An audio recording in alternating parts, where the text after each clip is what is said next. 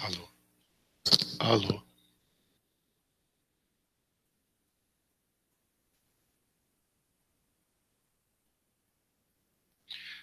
Bom dia, boa tarde, boa noite, mais uma vez, caros alunos e alunas que estão aqui me escutando.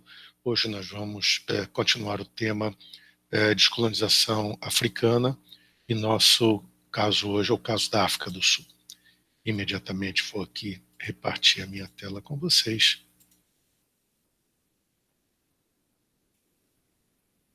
Dentro do tema descolonização da África do Sul, o ponto central é a questão do sistema do apartheid, sua montagem e seu desmonte. Nós vamos focalizar fundamentalmente nesses aspectos, vamos fazer um rápido antecedente do processo. Tá? A região da África do Sul é a região do extremo sul do continente africano, que passou a ser alvo do interesse, já comentamos algumas vezes, nós temos uma história muito europeia, isso muito baseada na visão europeia do processo, ocidental do processo. Então, para nós, a história, quer dizer, dos povos originários, ela não tem assim uma importância tão grande. Ela tem, mas não para o nosso objetivo mais imediato, que são as questões ligadas a provas de vestibular. Mas, de qualquer maneira, né, a região do extremo sul da África passou a ser área de interesse no processo da expansão marítima e comercial europeia a partir lá do século XV, com o projeto português do chamado Périplo Africano, da tentativa de contornar o continente africano para chegar até o Oriente, as Índias das especiarias.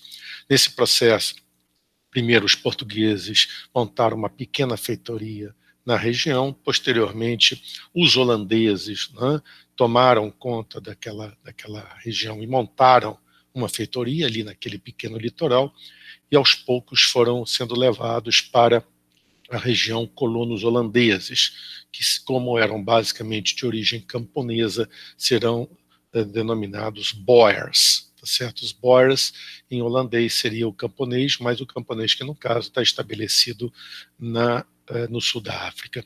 Então Boer vai passar a ser uma dominação, né, de descendentes de holandeses nascidos naquela região africana, no sul da África, assim como crioulos na América Hispânica eram os descendentes de espanhóis nascidos naquela área, na América.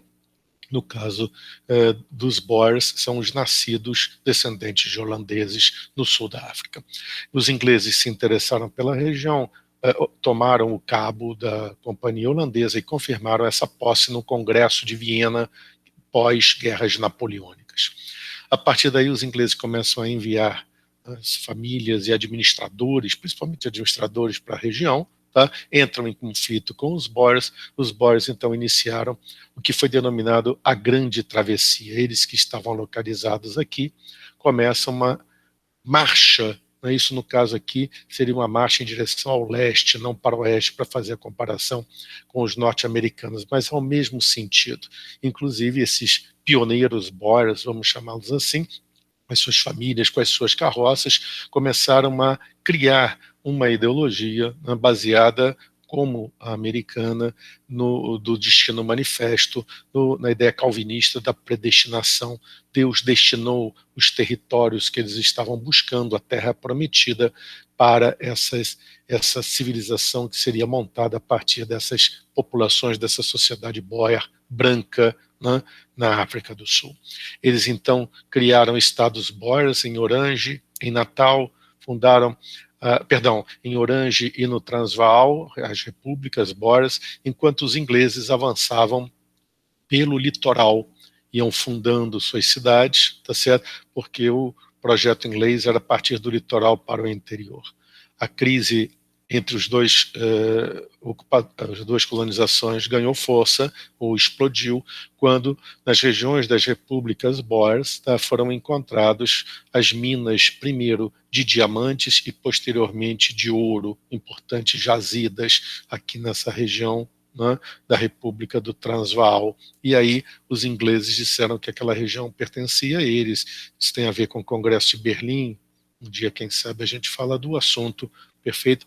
E a partir daí começou as chamadas Guerra dos Boers. Foram duas, aquela que nos interessa é a segunda, né, em que durante cerca de 4 anos os ingleses e os Boers lutaram, os exércitos Boers lutaram. A vitória ao final, não foi uma vitória total, foi dos britânicos, mas o custo da guerra foi muito alto.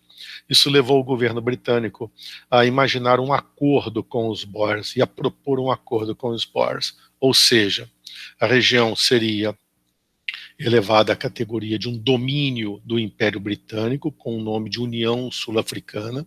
O governo seria o governo local, embora o local que eu digo dos Boers, em aliança com os ingleses e descendentes de ingleses, portanto, os brancos da África do Sul, né, governariam o território, perfeito, mas se manteria no status, né, de domínio, um estatuto de domínio dentro do Império Britânico. Era uma autonomia muito forte, na verdade era uma independência, era como a situação do Canadá. Tá?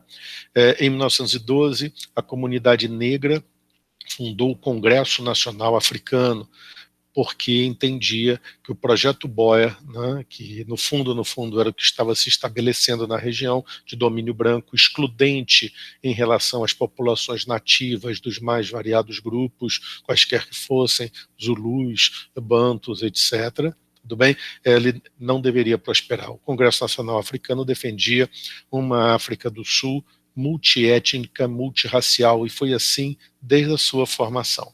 Tá?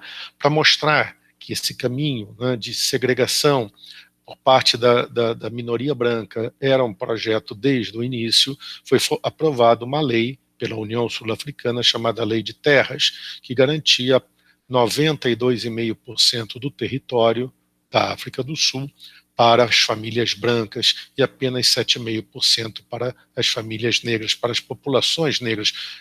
Nesse sentido, é aqui está a origem do que serão chamados os bantustões ou homelands, falaremos mais adiante. Mas ainda era um conjunto de leis. Tem várias outras leis nesse sentido restritivas às populações negras e indianas, havia uma forte presença indiana no território, tá certo? Mas a concretização, ou melhor, a institucionalização definitiva do modelo apartheid, tá? Do sistema do apartheid, ou seja, o racismo legalizado, a segregação legalizada, se deu em 48, logo após o final da Segunda Guerra Mundial. Isso, no mínimo, é uma questão que chama atenção, é um problema que chama atenção, porque a guerra tinha terminado com a derrota dos nazistas e, né, a questão da revelação do Holocausto judaico e a questão, né, da condenação do racismo proposto pelos nazistas, e na África do Sul montou-se um sistema organizado a partir da vitória do Partido Nacional Afrikaner. Afrikaner são basicamente os descendentes holandeses, os Boers, que agora se autodenominaram africanos, os brancos nascidos na África do Sul, mas particularmente os de origem holandesa, que eram os mais radicais defensores desse modelo de segregação, que eles chamavam de desenvolvimento em separado.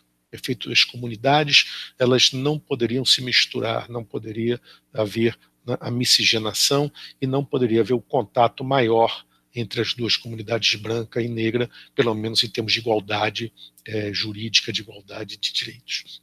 Em 49, aí vem um conjunto de leis que mostram, né, essa questão do sistema do apartheid, a proibição dos casamentos mistos, a lei da imoralidade, que não permitia nem a questão do namoro entre brancos e negras, entre brancas e negros, a lei de supressão ao comunismo, porque é identificado o comunismo com as propostas anti-apartheid, qualquer um que se coloque contra o apartheid é identificado com o comunismo nessa legislação, e aí você vai incluir o Congresso Nacional Africano e todas as organizações que lutavam contra esse sistema, e vamos lembrar que o momento é um momento de Guerra Fria. Aliás, o sustentáculo desse governo foi a Guerra Fria, desse governo branco, porque sendo anticomunista, na visão dos Estados, do governo norte-americano e das potências ocidentais, ele era uma segurança num ponto tão estratégico da geopolítica mundial, né, a passagem do Atlântico para o Índico.